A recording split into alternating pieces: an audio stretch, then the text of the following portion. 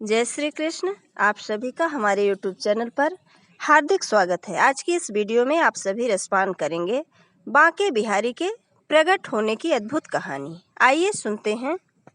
आप सभी को बांके बिहारी का नाम अवश्य पता होगा, लेकिन आपको ये जानकारी न होगी कि बांके बिहारी का नाम कब बांके बिहारी पड़ा।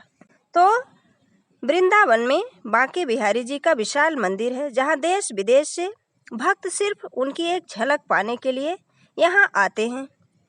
किंवदंतियों के अनुसार मार्गशीर्ष माह की पंचम तिथि को बांके बिहारी यहाँ प्रकट हुए थे। यह मंदिर पुराने शहर में स्थित है। श्री बांके बिहारी मंदिर का निर्माण स्वामी हरिदास के वंशजों के सामूहिक प्रयासों से हुआ था। मंदिर में बांके बिहारी की काले रंग की प्रतिमा स्थापित है। इस प्रतिमा में कृष्ण और राधा का मिला जुला रूप समाया हुआ है। इसके पीछे प्रचलित लोक कथा के अनुसार स्वामी हरिदास भगवान श्री कृष्ण को अपना आराध्य मानते थे।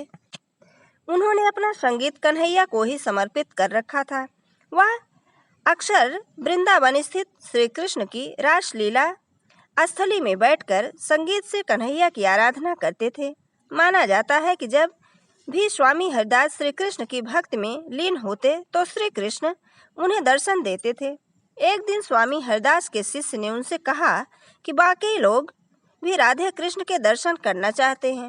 उनकी भावनाओं का ध्यान रखकर स्वामी हरिदास भजन गाने लगे। जब श्री कृष्ण और राधा ने उन्हें दर्शन दिए तो उन्होंने भक्तों की इच्छा उनसे जाहिर की। तब राधा कृष्ण ने उसी रूप में उनसे उनके पास ठहरने की बात कही। इस पर हरिदास ने कहा कि कान्हा, मैं तो संत हूँ, तुम्हें तो कैसे भी रख लूँगा, लेकिन राधा रानी के लिए रोज नए आभूषण और वस्त्र कहाँ से लाऊंगा।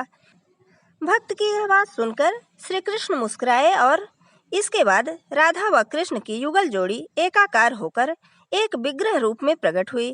कृष्ण राधा के इस रूप को स्वामी हरिदास ने बांके बिहारी का नाम दिया। ध्रुपद के जनक स्वामी हरिदास का जन्म विक्रम संवत 1535 के भाद्रपद शुक्ल पक्ष की अष्टमी को हुआ था। पिता आशुधीर माता गंगा देवी के साथ अपने उपास्य राधा माधव की प्रेरणा से अनेक तीर्थ यात्रा करने के बाद अलीगढ़ के कोल स्थित हरिदासपुर गांव में बस गए। संगीत सम्राट तानसेन एवं बैजू बावरा जैसे संगीतज्ञ स्वामी हरिदास के शिष्य थे।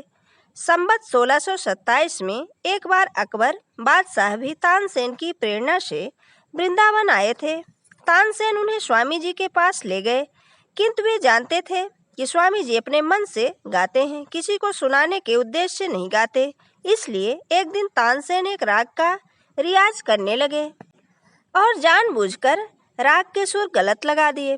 गलत सुर सुनकर स्वामी हरिदास जी की क्रोध का कोई ठिकाना न रहा। वह सही राग गाने लगे। उनका मधुर गायन सुनते ही आकाश के बादल झमझमाकर बरस उठे और सम्राट अकबर भी उनके मुरीद हो गए। बिहारी जी के संपूर्ण भारत में अलग अलग नामों से कई मंदिर हैं, किंतु इस मंदिर की विशेषता इसको अन्य मंदिरों से भिन्न बनाती है। मंदिर के सेवायत शैलेंद्र गोस्वामी बताते हैं कि अन्य मंदिरों की तरह यहाँ रोज मंगला आरती नहीं होती। कहते हैं कि यहाँ निधिवन में हर रात्रि रासलीला के बाद कृष्ण और राधा विश्राम करते हैं और सुबह सुबह आरती करने से उनकी निद्रा भंग होती है। बांके बिहारी जी की मंगला आरती केवल जन्माष्टमी के दिन ही होती है। इसी प्रकार केवल शरद पूर्णिमा के दिन ही श्री बांके बिहारी जी को बंसी धारण कराई जाती है। केवल श्रावण तीज के दिन ही ठाकुर जी झूले पर बैठते हैं और उनके चरण दर्शन भी केवल अक्षय तृतीया के दिन होते हैं। इस दिन में ठाकुर जी के दर्शन के लिए बड़ी संख्या में लोग उमड़ते हैं। मंदिर में भगवान कृष्ण की पूजा के तहत उनका विधिवत श्रृंगार किया जाता है। उन्हें भोग में माखन, मिश्री, केसर, चंदन और गुलाब जल चढ़ाया जाता है। वृंदावन में सबसे ज्यादा भीड़ यदि किसी मंदिर में होती है तो वह यही मंदिर है।